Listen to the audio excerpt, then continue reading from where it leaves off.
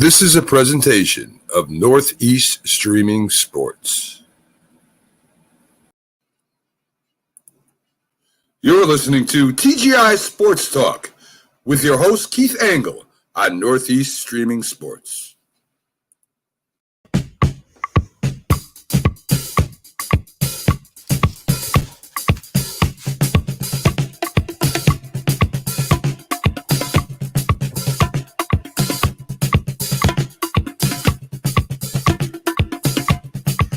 Good evening, everybody. Keith Angle for TGI Sports Talk College Sports Huddle right here on the Northeast Streaming Sports Network. Welcome to all you on Facebook, YouTube, Twitter, live tonight. And welcome to you Roku viewers who will see us on Thursday afternoon. We're happy to have all of you with us as always on this Wednesday night. Lots to cover. We're going to dive into a little more football than usual, I guess, for this time of year. We're going to talk about the Senior Bowl and some winners and losers from that experience for the seniors. I mean, I think that's the most important college all-star game that we're going to see, because they're actually coached by professional coaches. I don't know why I'm getting this distortion in my background tonight. I really do apologize. Hopefully it will stop here soon. We're also going to talk about the Auburn coaching situation and some of this, what's going on there. The angst that's going on within the Auburn program is not good. We'll talk about the Michigan offensive coordinator, Josh Gattis, moving to the U, and a couple other things. Maybe we'll look at some questions for some of the 2022 contenders. And we'll dive into college basketball, top 25. Auburn's still number one, but with a bad loss. I wouldn't say a bad loss. A loss to Arkansas, who's a really good team. The SEC's deep, deep, deep, guys. So we'll probably have another new one, number one next week. We'll also look at maybe the top 10 mid-majors, people to watch out for come March Madness. And we'll jump around the leagues a little bit, jump into some bracketology and stuff like that. So welcome, everybody. Thanks to the groups that will let me share this on the college basketball and college football side. The sports groups like the Sports Authorities with our friend John Gonzalez. We certainly are happy with our relationship with him and all of the groups that get their members to watch the show. And that's helping to grow our fan base and get our viewership up. And the Roku's going very well, too. Lots of downloads. Guys, if you haven't downloaded the Roku app, if you haven't got yourself a Roku stick, hopefully if you got a Roku TV, if you got a smart TV, you're liable to have Roku on it already. So thanks to all of you for helping that grow as well. Lots of good stuff going on with Northeast Streaming Sports, guys. New shows, new outlets. It's an exciting time, and I'm having fun with this. I hope you guys are. That's what I do for fun. I got a real job. Takes up a lot of my time. I do this for the love of it, and hopefully give you guys some enjoyment as well. There's Alan. Alan's in tonight. Welcome, Alan. We'll certainly talk about your Red Raiders later, I'm sure. We're going to start with some football, though. Rick Sherlock, what's he got to say? Another idiot team decided to fire up their opponent by stomping on the logo. Which one was that one? Was it, don't tell me it was Auburn last night, Rick. Who was this one? Let me see if I missed a story here somewhere. We'll start there if we have to. No, I don't see it. But fill us in, Rick. It was Auburn? I didn't see the highlights of this game. I actually was surfing a little bit last night, trying to get to the end of this game, and I got caught up in something else. But you know what? Rick's right. What's wrong with you guys? What's wrong with any team? You're the number one team in the country. What are you doing trying to fire up the other team? And I don't know that that's what they're trying to do. They're trying to disrespect them. They're trying to show their own machoism. Every time it goes back to haunt guys, you know. Oh, gosh. Anyway, welcome, Rick. Thanks for coming in tonight. Good to have you with us. Our last show, by the way, before we're on vacation. We'll do something next Wednesday. I don't know what time of day. I'm going to go live on Facebook, live on YouTube, live on Twitter. I'll do the show from the Carnival Magic, and then we'll air it live, or not live, but we'll air it plausibly live on Roku the next day. It'll probably be an abbreviated version. So I hope whenever I go live, you guys are able to join me. I know you guys all have jobs too. So I don't know what time of day it'll be. It's probably going to be during the afternoon some point. I'm not sure yet. We'll see. But I love having your guys' comments, so I want to try to do it when you guys can contribute as you always do. So let's jump in tonight. I want to start with, I guess I want to start with the Senior Bowl. Where are we? Somehow I lost all my banners again. I got so many banners. It's hard to keep them straight these days. Let's jump with the Senior Bowl, college football. You know, there's a lot of college all-star games out there. There's been for years, and there's the East-West Shrine game. There used to be the Hula Bowl, which I don't think they even play anymore. There's still a few others that they play. To me, the one that really matters is the Senior Bowl because they're coached by theoretically professional football staffs. This year it was the Jets and the Lions, which is why I say theoretically. But anyway, they do get to see these kids up close, and they get to be coached by a different style of coach, let's say. So as far as the winners and losers go, I want to start winners in this situation. To me, winners are always the teams that get to coach this game.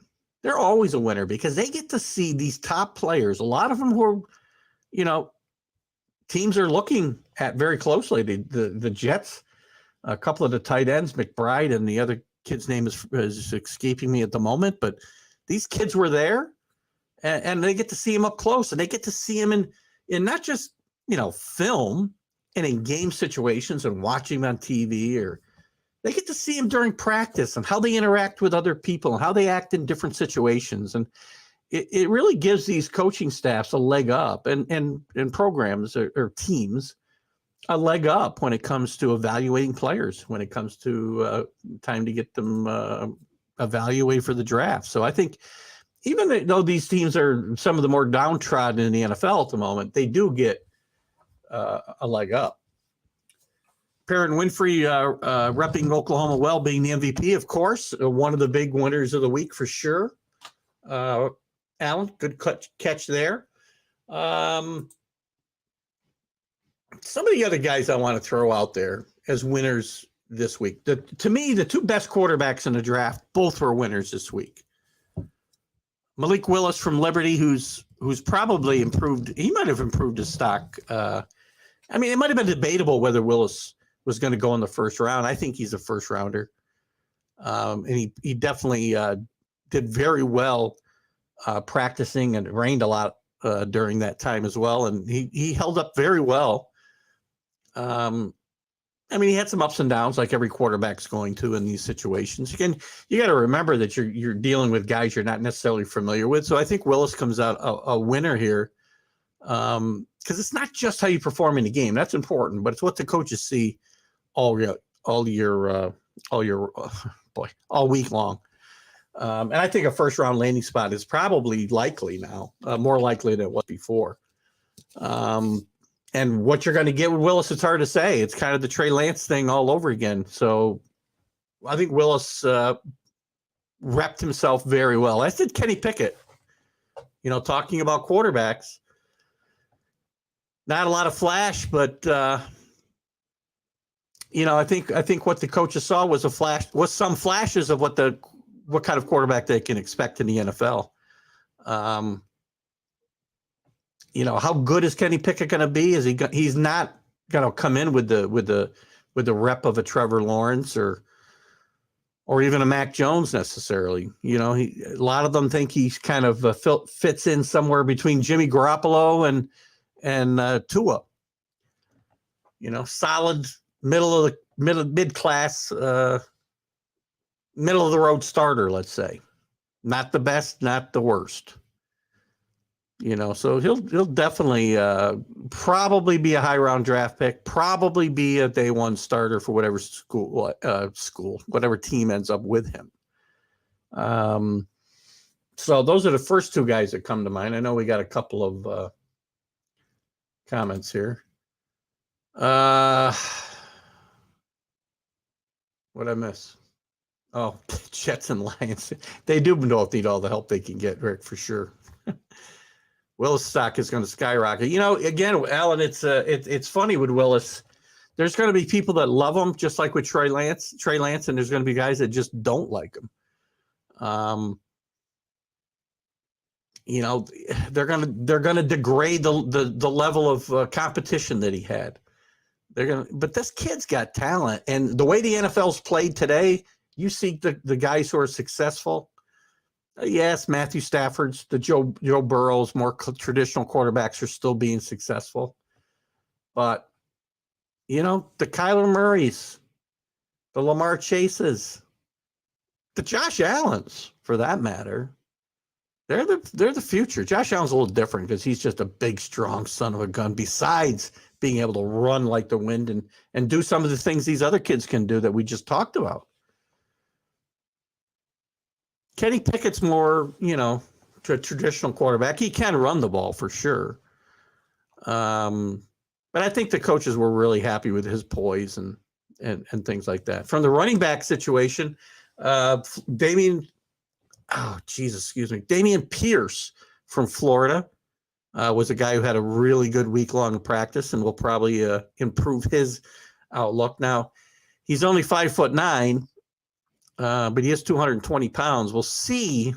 And he didn't average more than like 17 touches a game in college. So it's going to remain to be seen what his stamina is going to be like as we go forward.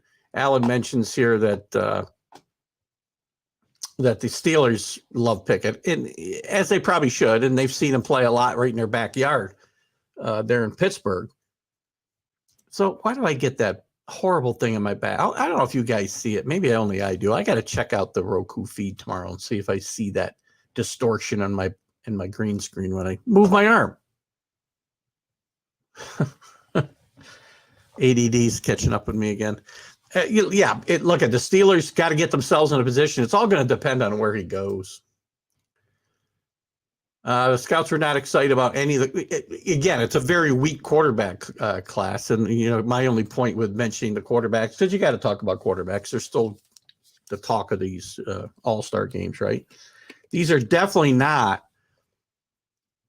This definitely is not a strong quarterback class, and there's going to be scouts who love these guys. There's going to be scouts that hate them, right? Every year, even with as good a class as we had last year. There was guys that were ranking Zach Wilson all over the board, guys who ranked Josh Fields all over the board, Mac Jones all over the board, Trey Lance all over the board. It's a crapshoot, guys.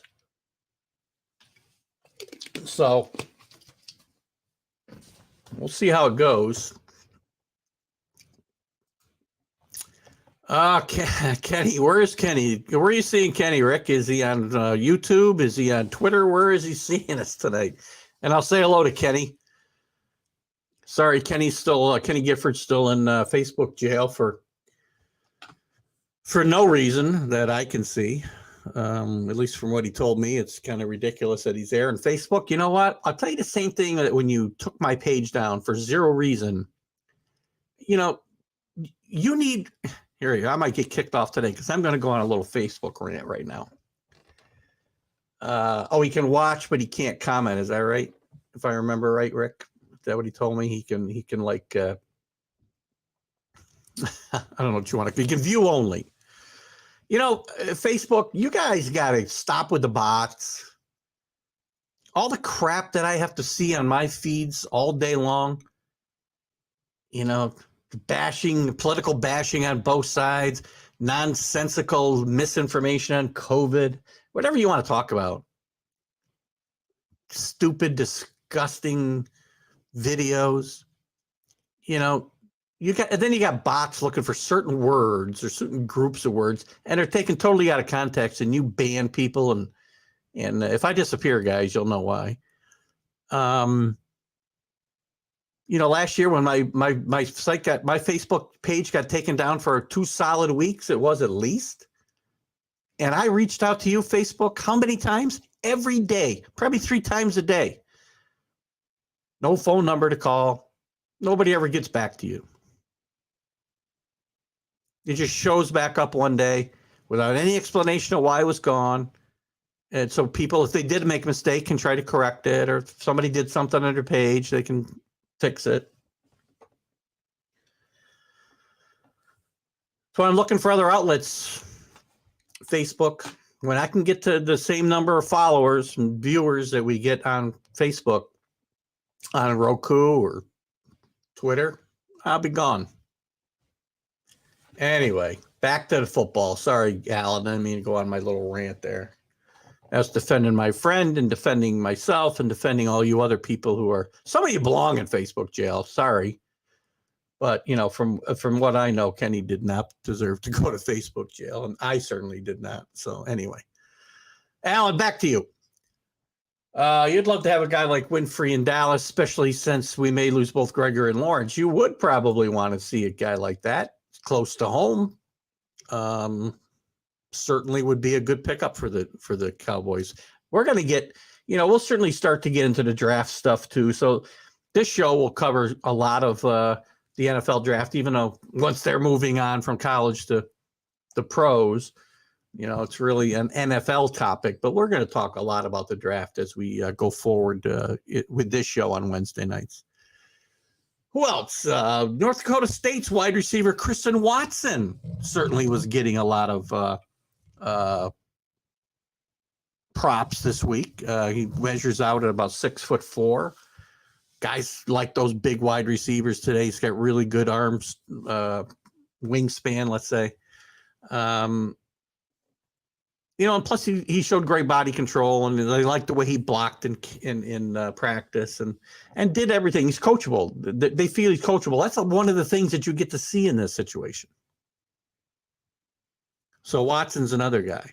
UCLA tight end Greg Dulcich, are you listening? Dulcich. I'll get letters. Are you listening, Jet fans? You need a tight end in the worst way. Your number one priority ought to be a tight end. Most likely day 3 prospect coming in. He probably has moved himself up into day 2. Maybe more. You never know what's going to happen when it comes to the draft, right? Plus, the kid's got some great hair, man. If I had hair, might be his hair. Boston College offensive lineman Zion Johnson, another one who he finished impressively, wrapping up his college career, and he got good grades all through the week. So they're happy with him on the offensive line side. Connecticut defensive tackle Travis Jones, again, probably going to be a day 2 pick, but he's a guy who really helped his stock this week. I'll get back to you guys' comments here in a second. Houston defensive lineman Logan Hall is another guy that was very impressive. Certainly wasn't a perfect week. Who has a perfect week? These are kids, and again, this is a different different atmosphere for them. They're playing with guys and practicing with guys they haven't practiced with before. They're playing for coaches that they haven't ever dealt with before. So how they perform here under some adversity and pressures that they haven't felt before is important. Florida State edge rusher Jermaine Johnson. He was really tapped to do very well, and he dominated the first couple of days of practice. And he's really got nothing to prove, but he certainly didn't hurt himself when it comes here. He'll be a first-round draft pick. LSU's Damone Clark is another guy. He made himself a possible top 40 selection now at linebacker, and he was probably below that heading into last week. Montana State's linebacker Troy Anderson. This is this spotlight for some of these guys from schools like Montana State, North Dakota State. Guys that you don't see week in and week out on your television station. And there isn't maybe as much film on as there is some other guys. It's a very important week for them so the scouts can see them up close and how they deal with this type of atmosphere. Kansas linebacker Kyron Johnson. Not a big guy for a linebacker, 6 foot tall. So, again, that's going to be, that'll leave some question marks for teams before when draft time comes. But he handled himself quite well this week. Texas San Antonio's Tariq Wooden. Texas San Antonio had a great season this year. Their defense was no small part of that. And Tariq Wooden was a big part of that. And he left that week creating a lot of buzz and excitement, with his performance, again, both during practice and in the game. So it's going to see whether, his on-the-field speed can translate. And he's got some pretty good size, which I think will, if that speed will translate into the NFL, then he's going to do pretty well. Baylor safety Jalen Petrie is another one who did well. Florida punter Georgia punter Jake Carmadia. The punters don't get a lot of attention ever, but you can certainly, if you're in these games, you can certainly get yourself moving up the charts pretty quickly. He did kick a couple of 70-yard punts in practice during the week, I think the same day.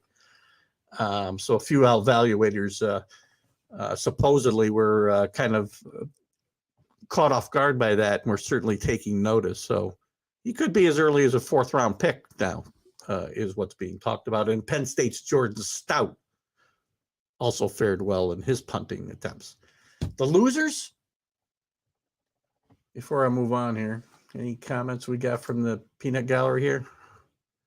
Once Madness is over, we'll be talking more about the draft. Once March Madness gets through, basketball is going to take a back seat here, and football is going to go back into the front seat, and we'll certainly talk some basketball, but we'll probably be more football dominated again at that point. Tonight's going to be a little more football dominated than we've been in a while, but that's fine. We're certainly going to get plenty of basketball here in the second half of the show. What else we got here? Alan? Evan McPherson was the only kicker taken in the draft last year. We know where he is, right? You know what? You don't know where weapons are going to come from. It's a very good point, Alan. What's interesting, and every time I watch Evan McPherson line up, I'm afraid that the announcers are going to jinx the poor kid because they're heaping so much praise on him every time he picks he lines up a kick. But he's been a tremendous rookie and a great weapon for the Bengals for sure. Good luck to Evan this week in the Super Bowl, by the way, which we'll talk about. We'll talk about in the Friday's Are You Serious show with my co-host, the Mad New Yorker. We did tape that show tonight, so you will see it. You won't be able to comment, unfortunately, but I hope you will comment in the comment section, and myself or Carlos will be happy to reply.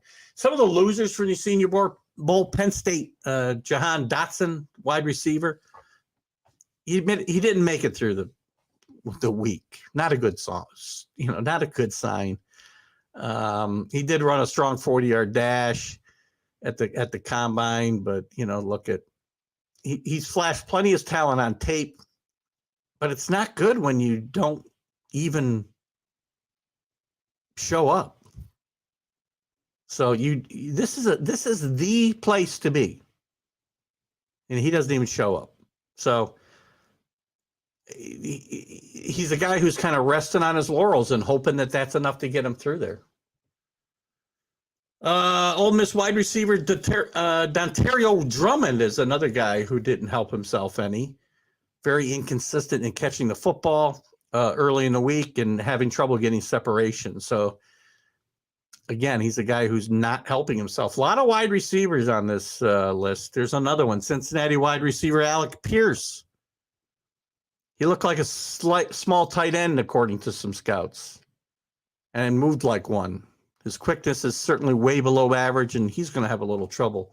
And his stock has probably dropped well down the draft board. Washington State offensive tackle Abraham Lucas. He just, again, for his athletic traits are nice, but a player who stands, I'm reading one of the scouting reports here. His athletic traits are nice for a player who stands 6'6". He's a big man, and his arm length will help. But there's just too many so-so moments, and apparently he was very ambivalent. The scouts have come away ambivalent about his NFL projection. Fordham gets a football player in the Senior Bowl, and he doesn't. It's how do you go from Fordham and then you all end up a loser at the Senior Bowl? Not good. But he looked small, and it was a tough week for him, and he had some trouble run blocking, and he looked like he was a man among boys, according to the scouting reports. Nebraska linebacker JoJo Dahman was another one. He was the Huskers MVP last season, wore a lot of hats on defense, but did not show a lot of burst in the practices during the weekend. San Diego State edge Cameron Thomas is another guy who was one of the losers. So just a quick look at the Senior Bowl, something I think is still very important. They do still have the combine, Rick, and why I think the Senior Bowl is so important, and more important in my mind than the combine. The combine is a very, it's a very controlled environment, and you're running, you're jumping, you'll catch some balls, but you're only going to get a handful of chances. And this is, to me, a more real football atmosphere and environment, and how kids will react to certain situations that you can put them in during the practices all week. And I think it's much more telling in a lot of cases than the combine, potentially. You can see raw potential there, right? You can see their speed in the 40. You can see what they can lift. You can see, their jump. But look at the combine got Tom Brady drafted in the 6th round. How'd that work out? What else we want to talk about tonight? You guys can put any more comments up you want. I want to touch on the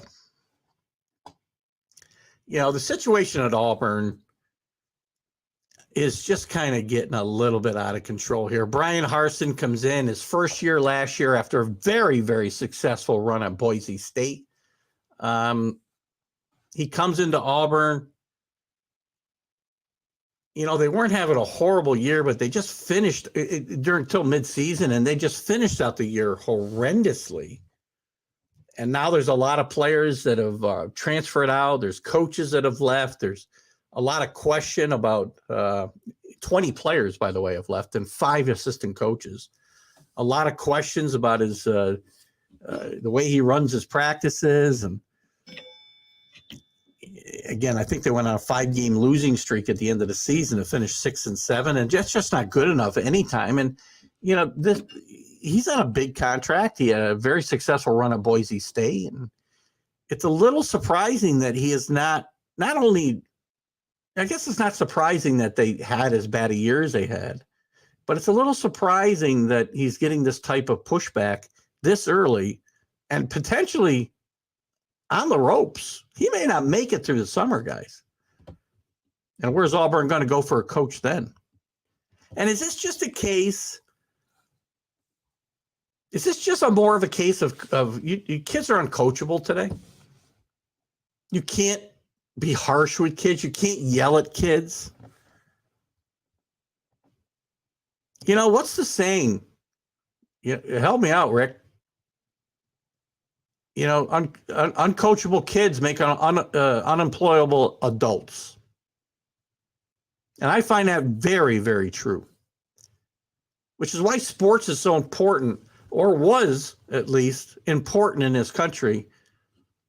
because it taught you how to win. It taught you how to lose. It taught you how to respect authority and work at making yourself better.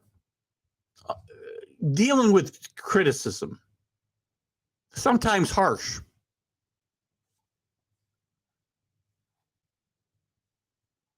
But why is this, why is this such a problem today in coaching? I mean, good grief. Could some of the great coaches of all time ever have coached in these times? Could Woody Hayes have coached today? Could Bo Schembechler have coached today? Could Bobby Knight could never coach today?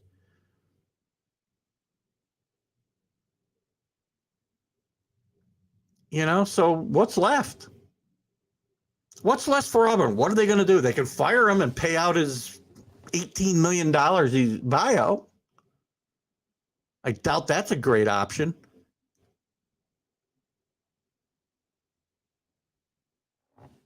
Because they just bought out Gus Malzahn a year ago. So, and then they got to hire another coach. So they could go an interim route and just not pay anybody anything. But I mean, what are you going to do? You're going to have $50 million wrapped up in coaches this year that you had to pay out?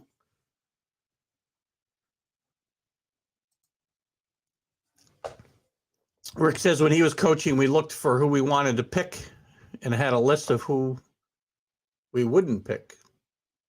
Well, yeah, because you wanted guys who would be tough and be able to stand up to the criticism, right, Rick? Boy, I'll tell you. What other options does Auburn have? They could attempt to fire him for cause, which would also probably mean they'd end up in court. But we don't know what Auburn officials have found out about this situation. I don't know. I could be totally wrong. This could be a much bigger situation than I'm really making it out to be. I mean, again, on the surface, it appears this is a tough-minded coach who's tough on his players. I don't believe there's been any NCAA allegations against him as far as recruiting and things go. So what are you going to fire him for? Hurting people's feelings?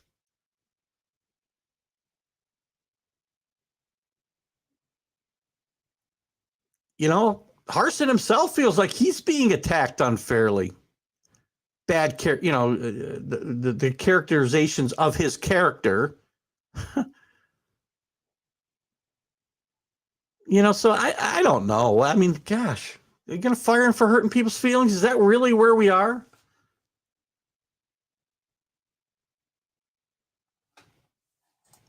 Oops. Oh, shit. What happened? Sorry. Did I say the S word on Facebook? Sorry. Thought I lost you guys. I just hit the wrong button. They could also bring Harsin back. I see your comment there, Rick. We'll get to it in a second. Every minute that ticks by, it seems less feasible that they're going to bring him back, but they could still bring him back.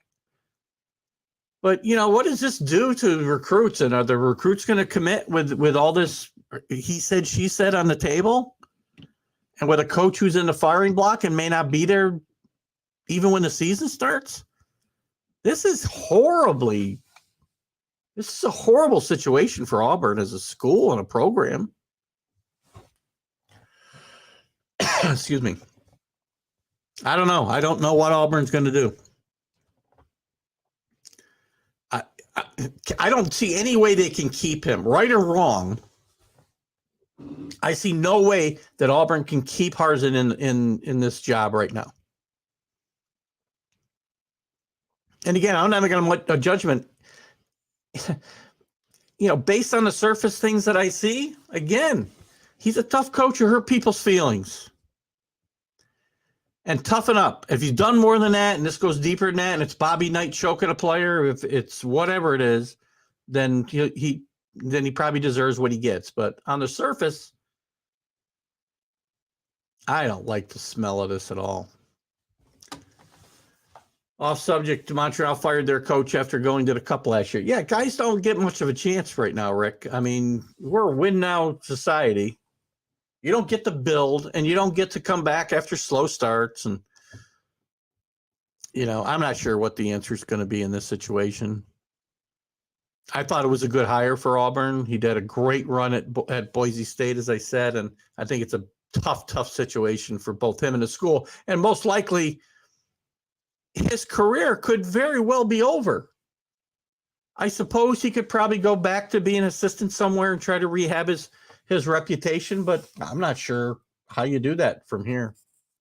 I really don't. Let's talk a little more college football. A little bit of news. Michigan's offensive coordinator, who was up for the job, Josh Gattis, if Jim Harbaugh had made the jump back to the NFL, Josh Gattis was up for that job at Michigan. He abruptly leaves to go to the U. Interesting move here. Not sure the impetus. Maybe because, well, I'm not sure. I mean, he certainly doesn't have a better path to the head coaching opportunity at Miami. They just hired a brand new coach in Marco Cristobal. But with Harbaugh coming back and most likely staying there for the foreseeable future. So I'm not sure. I think it's about money. I don't know. He got a lot more money to go than he was getting at Michigan. And Marco Cristobal's putting together a very good coaching staff down there in Miami. So this could be a quick turnaround for Miami. I think this is a great move. For the Hurricane and maybe Josh Gattis. We'll see. He's a guy who wants to be a head coach for sure. I mean, what college assistant doesn't want to be? I don't think they want to be lifelong assistant coaches. So this is a pretty good move after bringing in Kevin Steele already to be the defensive coordinator. So I like what Miami's doing here, and I think it's going to give them. It's going to help the team continue to move forward in the right direction. Miami has committed to putting together the best possible facilities for the football team, help with recruiting, and all that. Whatever you need to do to make this team successful, this program successful, like it was for many, many years, without going down the road they went with some of the boosters in the past. He didn't want to finish behind all the SEC teams with Michigan. You're going to get a lot of mileage out of that one victory, Rick.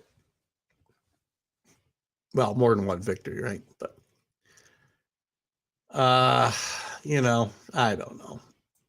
What are these other teams? What are these other contenders? What's the biggest question marks for the number? And we'll get to your team as well, Rick. Alabama. What's their biggest question marks? I'm going to go through these pretty quickly because I want to get into the basketball here pretty soon. Alabama, depth at wide receiver. They both had both their wide receivers go down with major injuries during the playoff or just before it. So are they able to kind of recruit and get deeper at that position? They've been very deep over the last few years. I mean, Waddle and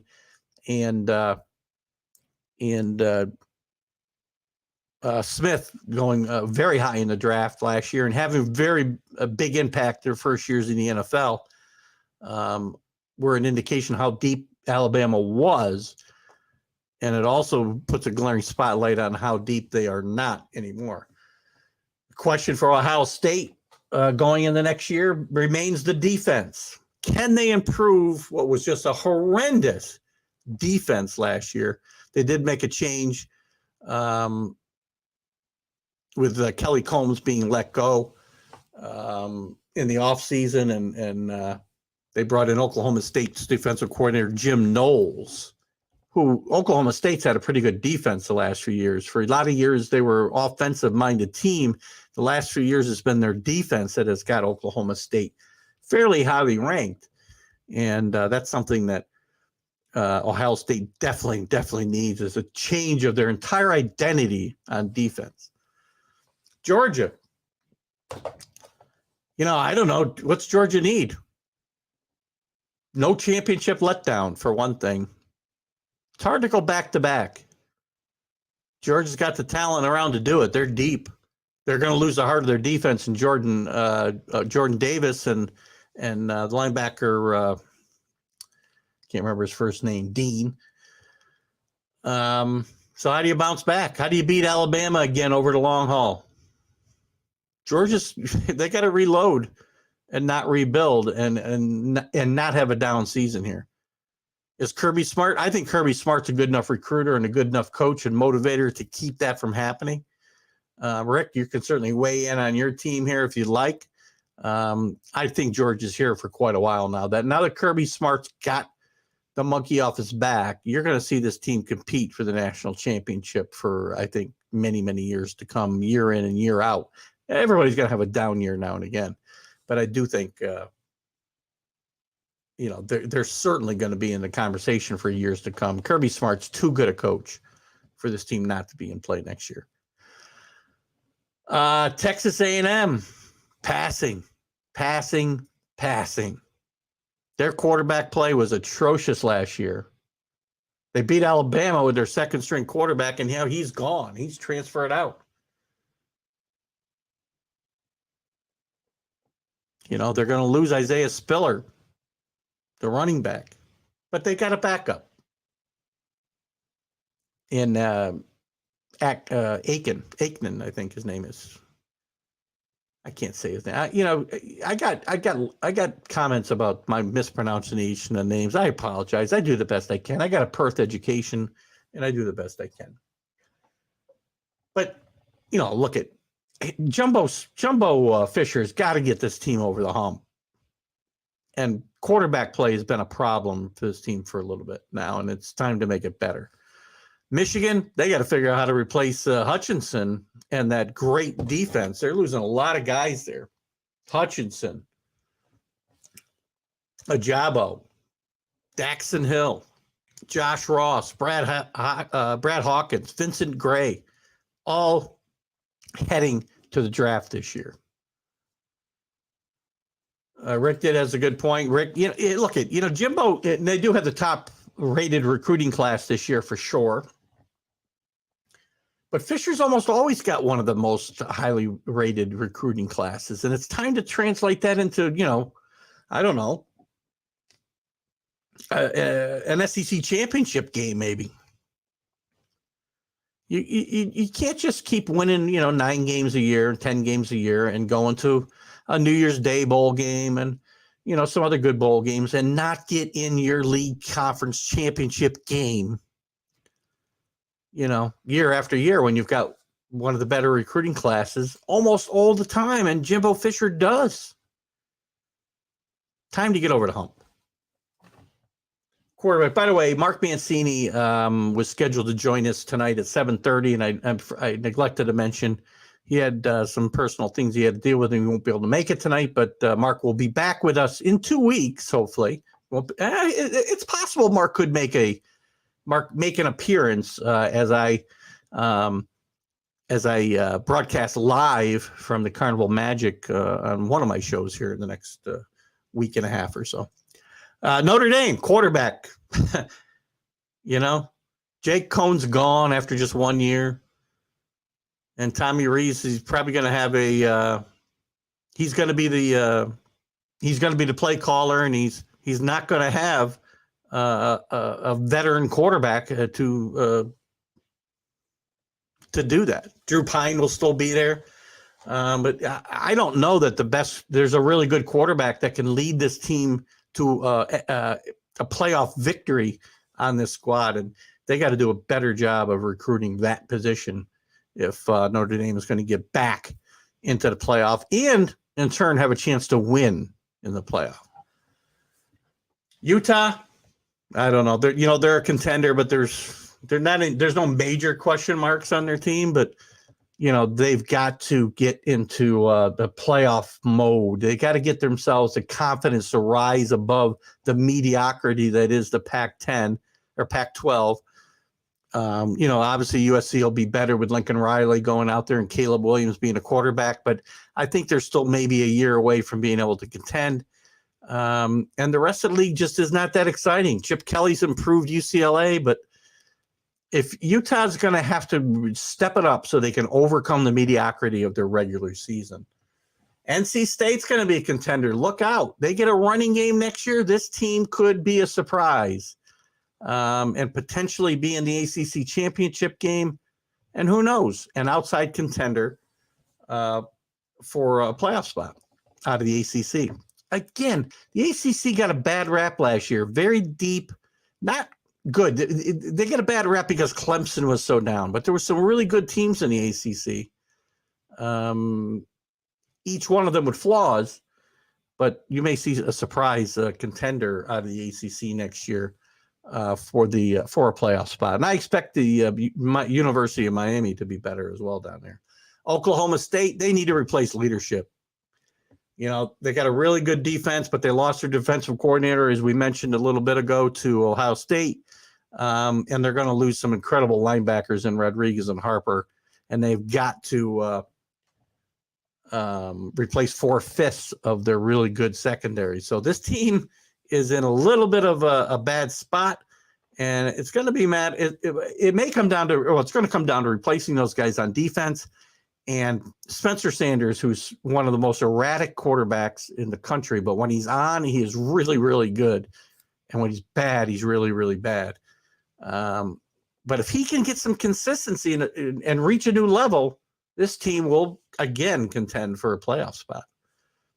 Michigan State defensive secondary is certainly a place they need to go. Clemson is very obvious. They got to improve their passing game. Everybody thought that DJU, I'm not going to try his last name ever again. He struggled in his first year. Everybody thought he would step in because he did step in when Trevor Lawrence was hurt the year before, but there was more weapons around him. The team was better all the way around, and he showed last year that he's not going to carry a team on his back. So they've got to find ways to improve this passing game, and that means improving the tools around DJU. Oregon needs a better running game. And you could see it, they've had a shared backfield for at least last year, if not the last couple of years. And they really need to step it up. And because that's what Oregon has done for a long time, is be able to run the football and play defense. And when they can run the football, they'll be very successful. And that Pac-12 again is there for the taking for either Oregon or Utah or maybe USC gets good enough in 1 year. I just don't think they will. Houston will probably take a step up with Cincinnati falling back in the AAU this year. That would be my thought. They need to improve that offensive line play. They gave up I think they gave up like 47 sacks or something last year. They got to do better than that. Wake Forest, we all know what they need to improve. They need to make improvements on defense. We'll certainly have Larry Sorensen on here periodically as we lead up to the new season. And, we're interested to see where they make these improvements on defense. They hired a new defensive coordinator in Brad Lampert. And he was previously at Wake Forest under Jim Grobe. So he's got some experience in the program, and he can't do any worse, right? This defense really, really hampered what could have been a dream season for Wake Forest last year. And they need to do better this year. So that's it. We could talk about Iowa. They need a quarterback. Baylor needs running back help. Oklahoma, they got a big turnover on offense. All the quarterbacks in that quarterback room are pretty much gone. Dylan Gabriel from UCF is probably going to be the starter. He's a transfer portal guy. BYU needs help at running back. Cincinnati's got a lot of holes to fill on defense. They got to place Ritter, who fared fairly well to Senior Bowl himself, by the way. They've got some things to overcome there. And, you got to get these things better. That's it for now. I mean, we'll certainly be talking about this topic as we go through the off season, head towards the draft, head towards spring practices in a few months. We'll be ramping up college football before you know it. And that's an exciting time for all of us. So hope you guys are excited about it as I am. Let's move on to the college basketball. No, I didn't change my banner for that little segment. Sorry about that, guys. Oh, let's see. Where should we go from here? Let's take a quick look at the top 25. Auburn's still number one, but losing, as I said last night, in overtime to Arkansas. An Arkansas team that's underrated. Last year, they had a really good team. They won a couple tournament games under Eric Musselman, who's a really good coach, by the way, did really good things in Nevada before coming to Arkansas. And he's got this Arkansas program heading in the right trajectory. They had a good year last year, and they're still a solid team this year. 19-5, 8-3 in the SEC. They're going to the NCAA tournament. They knocked off the number one team in the country, Auburn, who'd won 19 straight games. Rick mentioned earlier at the top that, Auburn before the game, I missed it.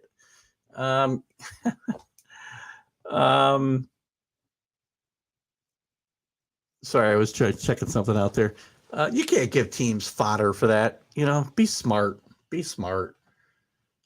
See any other games pique my interest from last night. Purdue with a nice win over number 13 Illinois, 84-68, pretty handily. Kentucky wins on the road. Kentucky's red hot. They're still at number 5. We'll go through the whole thing in a second. UCLA breaks a couple-game losing streak. It was a bad week last week for UCLA. Dropped all the way to 12. Went 79-70 over Stanford last night. Wisconsin beats Michigan State. Michigan State is not playing well here as we head towards, getting closer and closer to March Madness now. Not a good trajectory for Michigan State, and Wisconsin is sneaky tough every year, and they're getting better as well. St. John's, after a nice win at Butler the other night. I think it was the first time they'd beaten Butler on the road in quite a while. They had their chances last night at home against against Villanova, could not put it away, and they lose this game 75-69. And St. John's tournament hopes are slowly slipping away, and they're going to need a big performance in a Big East tournament to turn that around. UConn with a nice win over Marquette, who's been playing really, really good basketball here the last 6 weeks. UConn with a much-needed victory. Their offense has not been good, but they score 80 on this night and beat Marquette 80-72.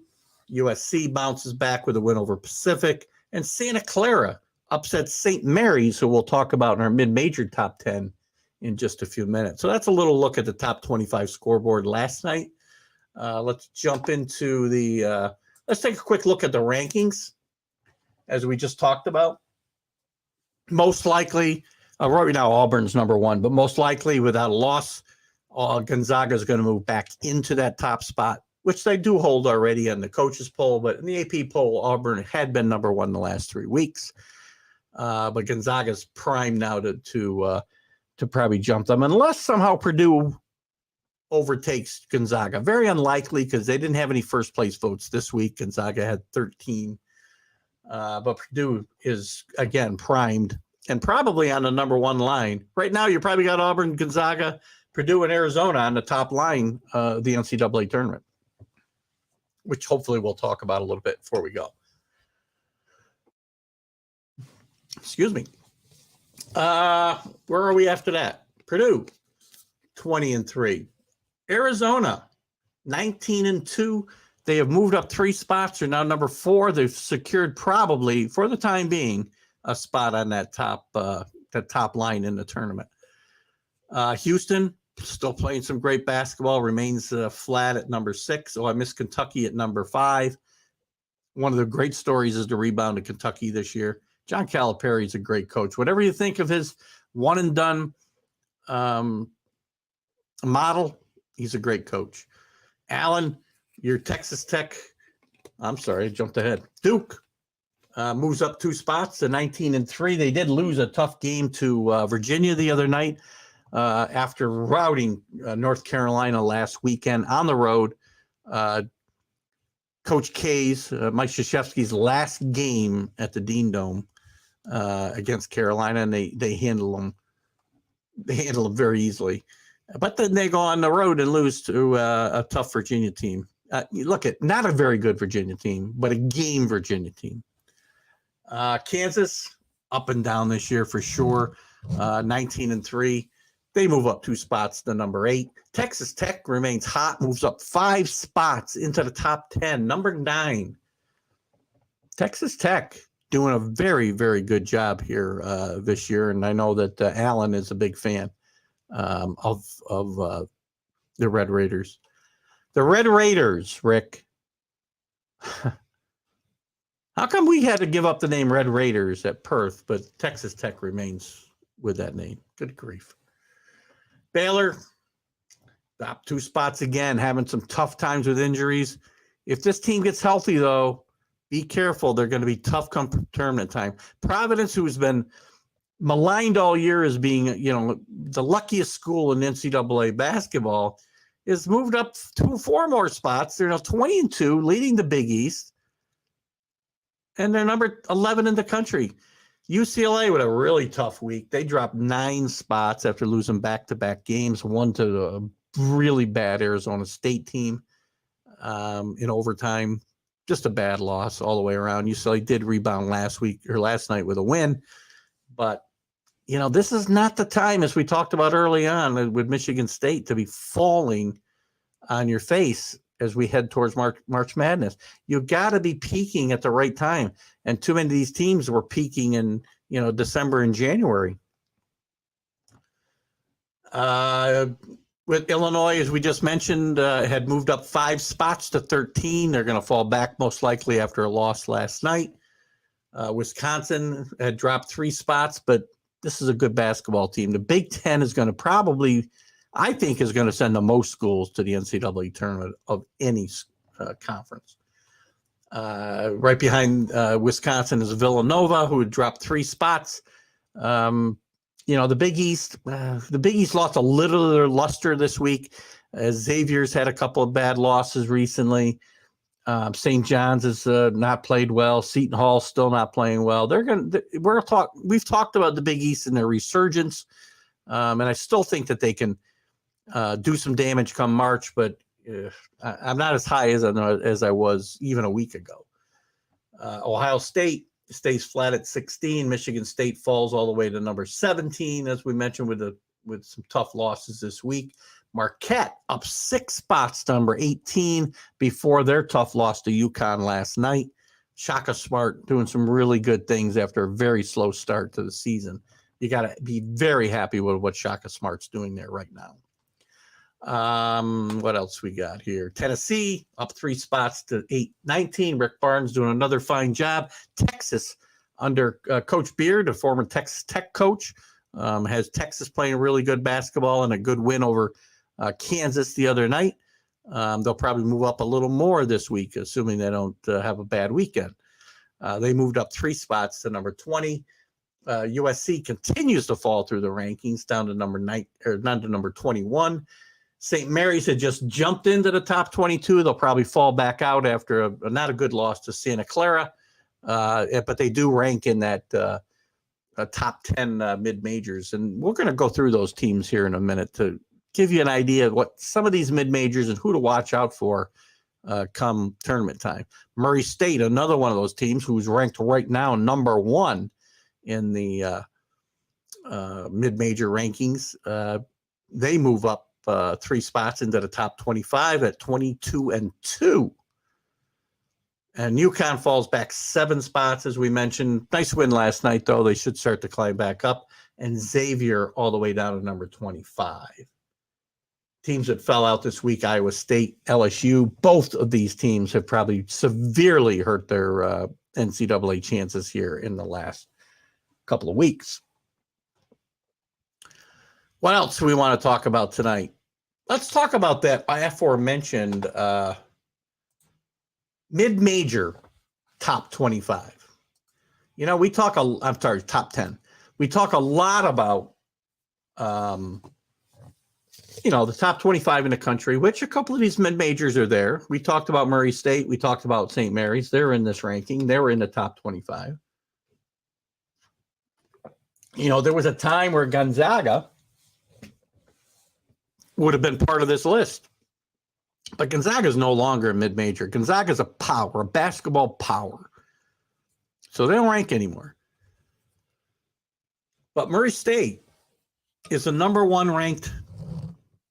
This is ESPN's poll, by the way. They're the number one ranked mid-major. And this is a team that's got some NCAA history. They're 22-2 under Coach Matt McMahon.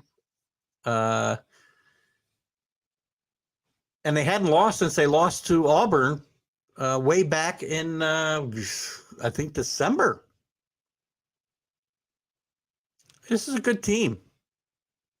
They're 10-0 in the Ohio Valley Conference. Their average margin of victory is nearly 20. And they're about to move to the Missouri Valley Conference as well. So that'll be good news for the rest of the Ohio Valley Conference because Murray State's a good basketball school.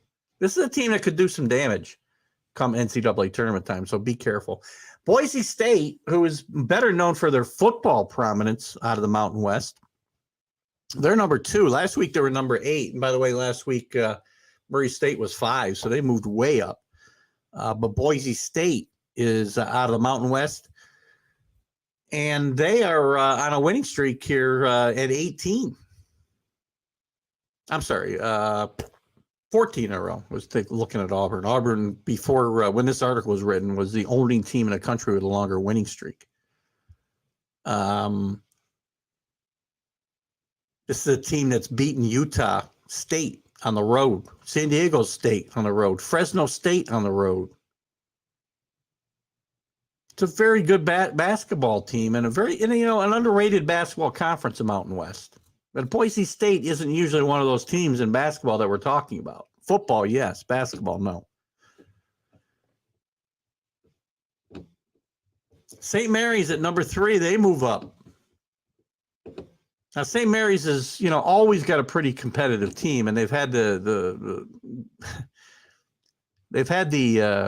bad fortune of playing in the same league as Gonzaga for the last several years. Now, this is a team that plays pretty well. They've got some pretty good wins. They've got wins at Utah State, wins at San Francisco, who we're going to talk about in this list here in a minute. They beat Oregon on a neutral court. They beat Notre Dame on a neutral court. So there's some good wins in this St. Mary's resume. And it's quite possible that WCC is not a one-bid league. Gonzaga's likely going to win this tournament, this postseason tournament. And if they do, you're going to get consideration for St. Mary's and in turn San Francisco as well. So we'll talk about them in a second. And St. Mary's has got a chance to do some damage because they've still got 2 games with Gonzaga. And they've got games against BYU and San Francisco. They got a chance to win this league, at least the regular season portion of it, and then see what happens come tournament time. At number 4, last week's number 1, Loyola of Chicago. They did lose this past week. They're in the Missouri Valley Conference. They've been on the top, and they've been really one of the higher-ranked mid-majors all year under new coach Drew Valentine. And it's going to be very interesting to see what happens if they don't win this league, whether they're going to get an at-large bid. But they fall to number 4 this week. Davidson Wildcats, who has spent much of the year leading the A-10, and they did bounce back after a tough week a couple of weeks ago. They bounced back with a couple of really good wins, and they actually their coached his 1,000th game, Bob McKillop, who's been there a long, long time, obviously, coaching 1,000 games at one school. Great job. Before this year, his claim to fame was coaching the great Steph Curry and had that team in the Elite Eight. Gosh, what was that? Almost 10 years ago, probably 10 years ago now, or maybe a little bit more. But they're playing really good basketball in the A10, as we said.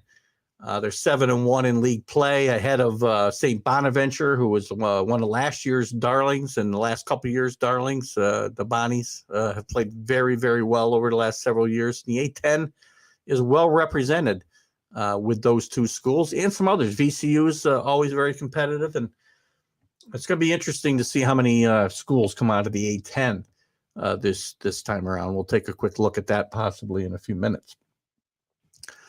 UAB out of Conference USA, the University of Alabama, Birmingham. They had burst onto the college basketball scene when they got to an NCAA tournament. Oh gosh, I'm talking now 30 some years ago when Gene Bartow started that program from scratch and had them in the NCAA tournament in just a few years of existence. And this team is very, very scrappy in Conference USA, and they're playing really, really good basketball, and they've got wins. They've got wins over some of the best teams in Conference USA or the A10 as well. They beat St. Louis recently, so watch out for the Blazers come March. BYU, get this out of my way. What's going on? BYU, again, with a pretty rich basketball history, not really winning tournaments, but they've had some exciting teams over the years. And they're now number 7 amongst,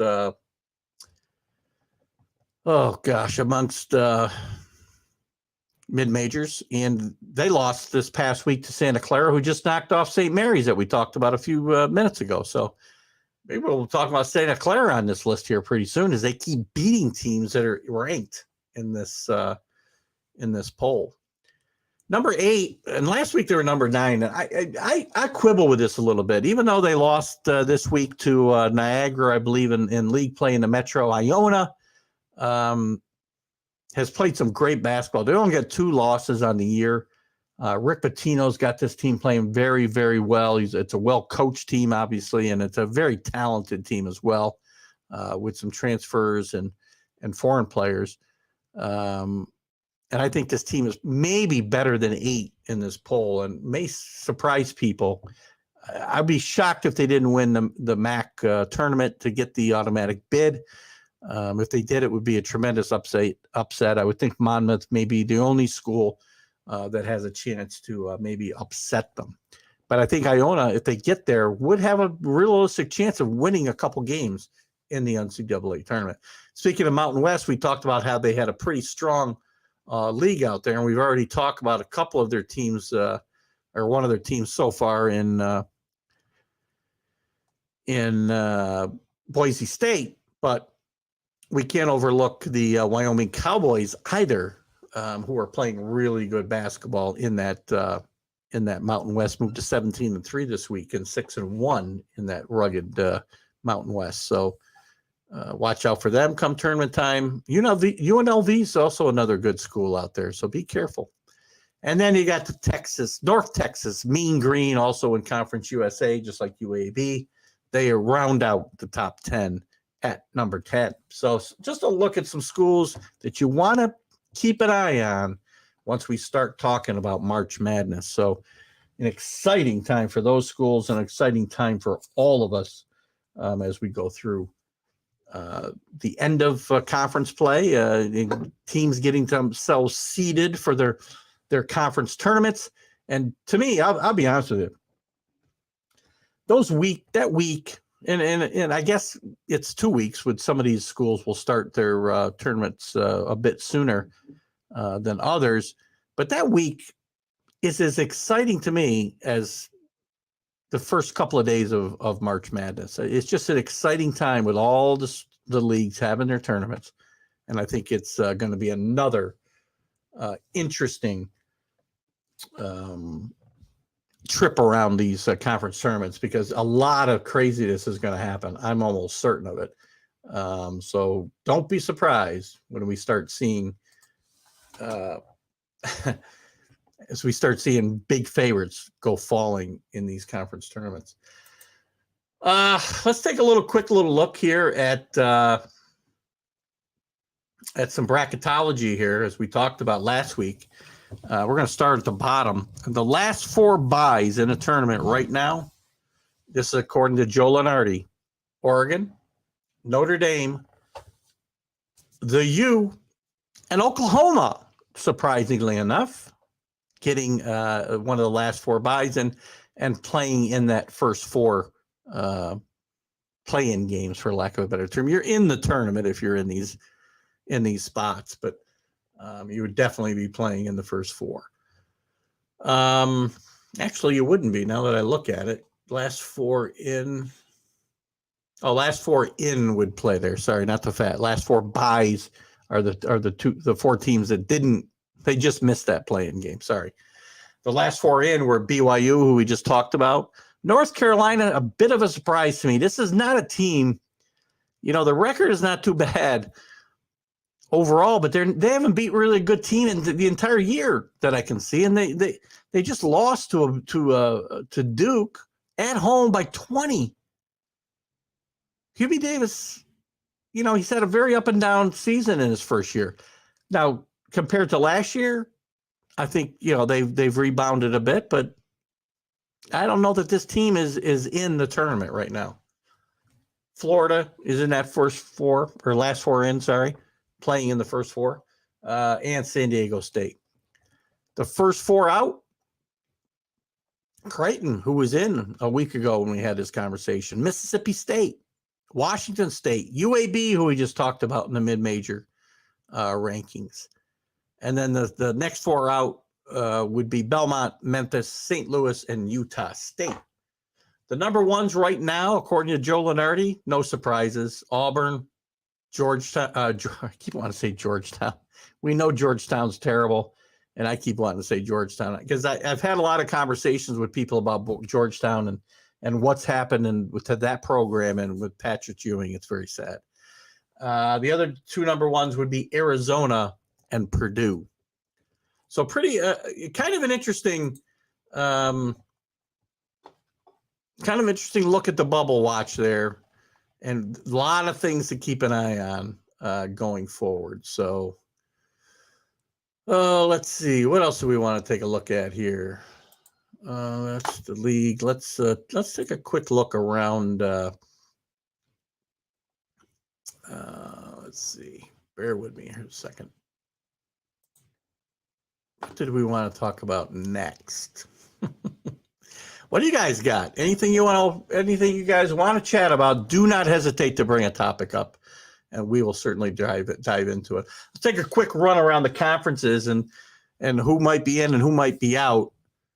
I'm going to go with my own. I'm going to get away from this bubble watch. I'm going to go conference by conference, 8-12. This is going to be my conference by conference look, and I'll also go with the 1-bid leagues as well. So we're going to start with the ACUN. Liberty is 9-1. Jacksonville is chasing them at 6-4. You got Jacksonville State on the other side of the bracket at 9-1. Listen, I'm going to say this is a 1-bid league, and I'm going to take the favorite Liberty here. The American East, you're not going to get this in Joe Lunardi's stuff, by the way.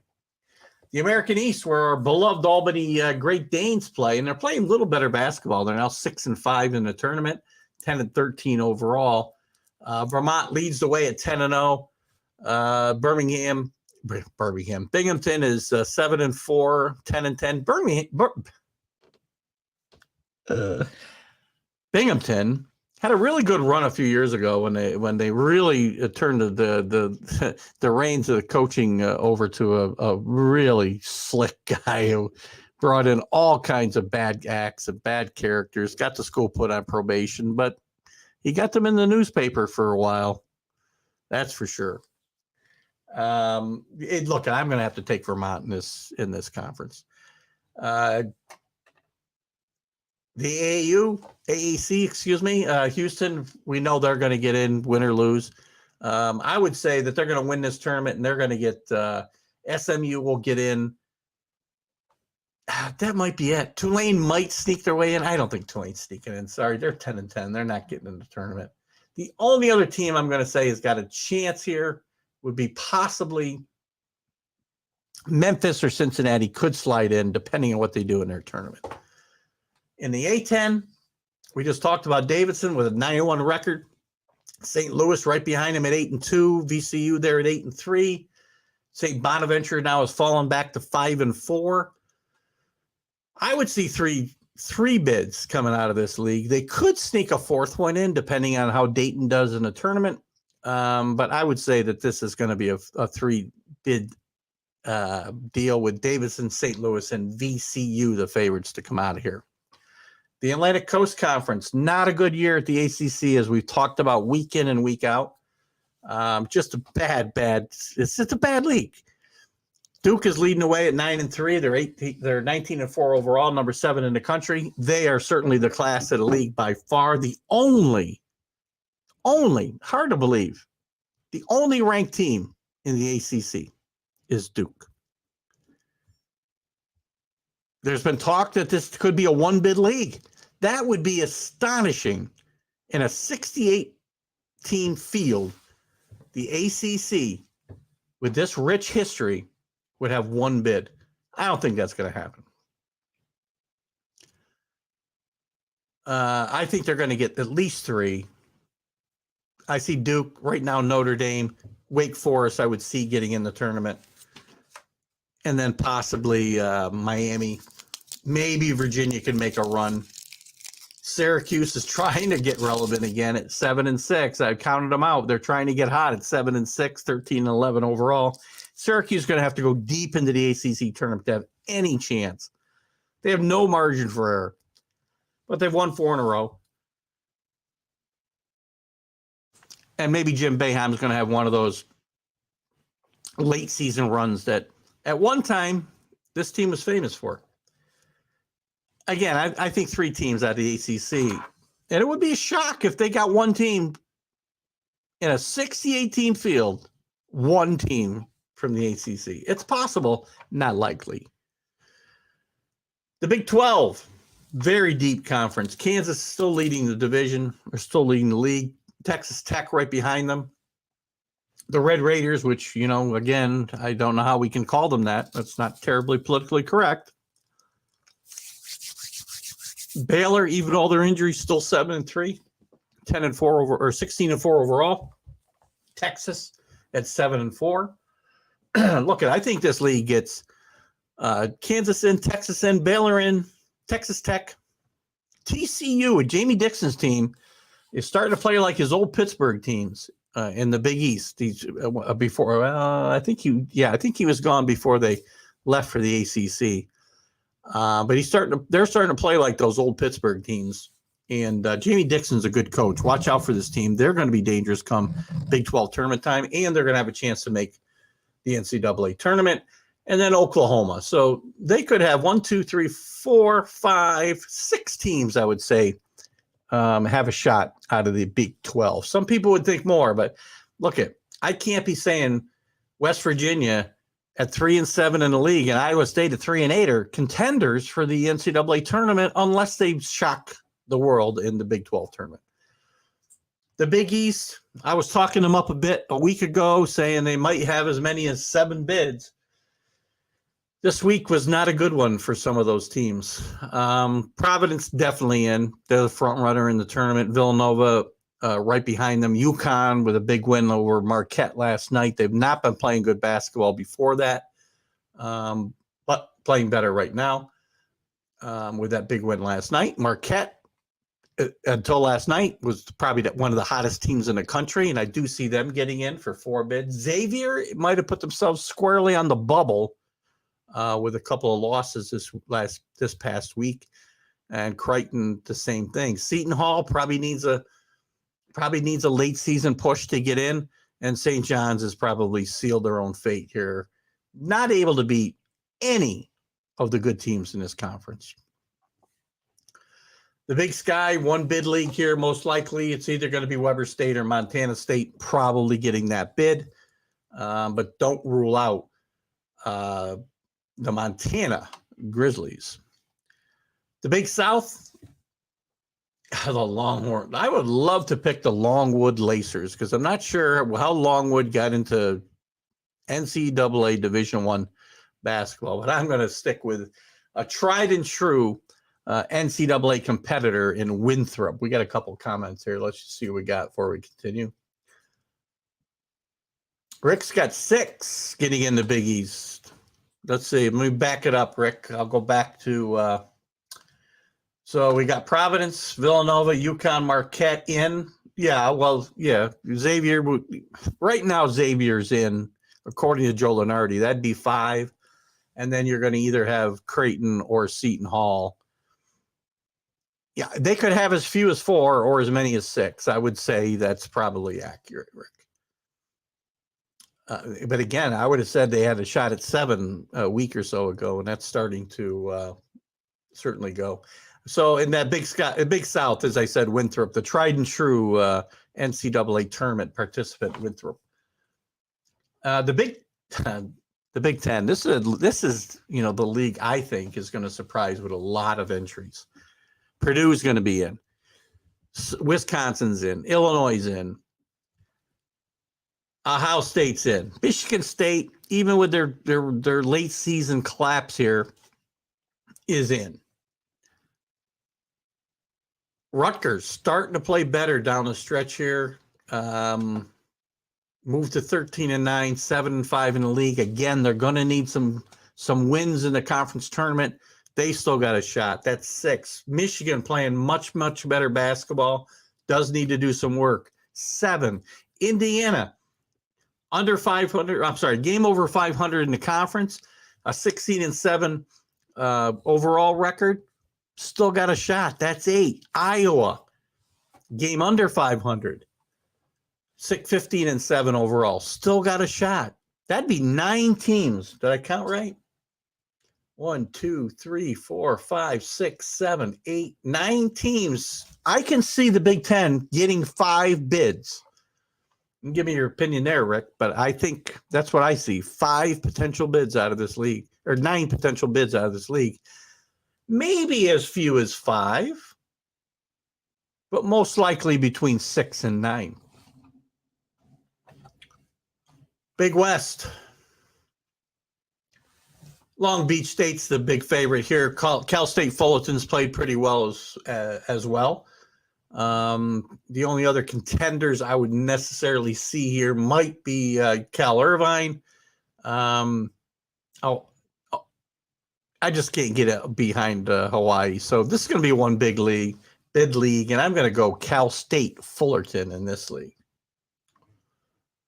Colonial Athletic Conference. UC Wilmington, another team that seems to be a perennial March participant. I'm going to go with them. They're the favorite here at 10-2. We'll take them in a one bid league. Conference USA. Not the type of league that this team had many years ago, but we talked about a couple of these teams being in the mid-major top 10. UAB, North Texas. You got to love the mean green. I'm going to pick North Texas. This is probably a one bid league, and I'm going to take North Texas to come out of there with the win. The Horizon League, which had lost Loyola Chicago, so this is not nearly the type of league that it was in the past. Cleveland State is the prohibitive favorite here. Oakland is playing very well as well. But I got to take Cleveland State here in a one big league. Ivy League is a one bid league. Yale, Pennsylvania, Princeton, all battling for that top spot. Tommy Amaker's Harvard Crimson have not been very good the last couple of years after having some very good success in the tournament for a couple of years. We're going to take Princeton to finally be at the top of this when it all plays out. The Metro Atlantic Conference, which we just talked about, I see Iona not losing this. St. Peter's has got a really good team. Butch Lee, who I've had on this program a couple of times, great player at Marquette, member of the 1977 championship team. His son is one of the stars on that team. They could have a fighting chance in the tournament. As could Siena, 7-4 and 10-9 now overall. This will be a one-bid league unless Iona gets upset in the tournament, because I do see Iona getting an at-large if, in fact, they were to lose. So let's go Siena Saints, win a tournament. Let's get 2 MAC teams in the tournament. Not going to happen. Iona wins the tournament and goes. The Mid-American, Toledo leading the way along with Ohio, followed closely by Akron. This will be a one-bid league. And I'm going to take the Iowa Bobcats at this point in the season. The mid, how are we doing here? We got to wrap this up. The Mid-American will have Norfolk State, most likely, one-bid league. Missouri Valley could sneak 2 teams in. Northern Iowa playing very well. Loyola Chicago playing very well. The only way I really see them getting 2 teams in is if Loyola Chicago gets beat in a tournament and they get the large. The Mountain West, which we talked about, rugged, very tough, competitive league. I can see Wyoming winning this, and I can see this. I can see the Mountain West getting three bids in the tournament, maybe even 4. How about getting more than the ACC out of the Mountain West? That would be remarkable in my mind. The Northeast, that's going to be a one-bid league. We'll take Wagner, the favorite. Ohio Valley, Murray State, we mentioned earlier. Easily, I think we'll win this one bid. Pac-12, look at Pac-12 could be getting just 2 bids, guys. Arizona, UCLA, maybe the only teams that go dancing unless there's an upset. Oregon, maybe will get an at-large consideration. USC could get an at-large consideration. They'll probably get in. I'll give it 3, possibly 4. Depending on what happens in the tournament. The Patriot League, it's a one-bid league. We'll take Navy to beat out Colgate and Army here. Southwestern Conference, again, a lot of bids going to be good here. Auburn leading, Kentucky, Arkansas, Tennessee, all in the East. Is that the East? Oh, it's one. They're in conference. I thought they played in divisions. Sorry. 4, 5 in Mississippi State, possibly. LSU's played them out. So this could be just a 5 or 6 bid league this year. You know, Florida's going to have to play their win. Mississippi State's going to have to play their way in. The Southern Conference, we'll take the Moccasins of Chattanooga. The Southland Conference, we'll take the New Orleans Privateers just because we love that Privateer name. Southwest Athletic Conference, we will take the Southern Jaguars to get this one. The Summit League will take Oral Roberts, who's done some damage in the past few NCAA tournaments. In the Sun Belt, another one-bid league. We're going to take the Troy Trojans to upset Appalachian State and get the bid there. Gonzaga, the West Coast Conference, Gonzaga's in. St. Mary's most likely in no matter what. They might do well to get to the conference final, though. Santa Clara, all of a sudden, puts themselves in the conversation after trailing behind all of these teams and San Francisco. San Francisco have gone into a bit of a slide. So again, this is probably a 2-team league, a 2-bid league. Could get 3 with the right combination of factors here. And then the Western Athletic Conference, most likely a 1-bid league. I can see New Mexico State getting the nod here. Guys, it's been a fun night. I appreciate all you guys coming in. Rick, Alan, joining me in some college football and some college basketball talk. We will be live at some point next week, and we will have the show aired on Roku. This show will air tomorrow at noontime, by the way, on Roku. So I hope you'll join us there. I want to thank all the groups that let me share this. And I thank all of you for coming in and watching the show and supporting me and TGI Sports Talk in general right here on the Northeast Streaming Sports Network. Stay tuned for more exciting sports talk right here on Northeast Streaming Sports. Guys, have a great Wednesday night. We'll see you later. Keith Dangle out.